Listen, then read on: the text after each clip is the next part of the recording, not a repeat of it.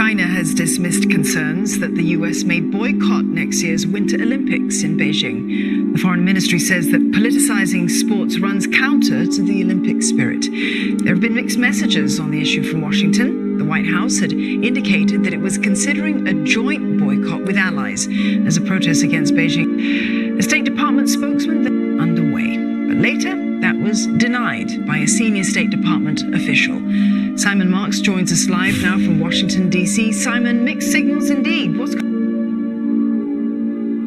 Very unclear, Dawn. I mean, certainly this set off a real scramble at the State Department yesterday afternoon after briefing in which spokesman Ned Price on two separate occasions addressed these reports that the United States was considering rallying allies to launch a boycott of the 2022 Winter Games in Beijing. And by the time the briefing had ended, his position on the issue was it's on the agenda now and going forward, that the conversations were taking place with allies. Continued to press the State Department for clarification as to precisely what the nature of relations was, and by the end of the afternoon here, a senior State Department official said, "We have not discussed and are not discussing any joint boycott." Now, if you look at the text, they haven't done it so far, not in the past. They're not doing it right now in the present. He did not say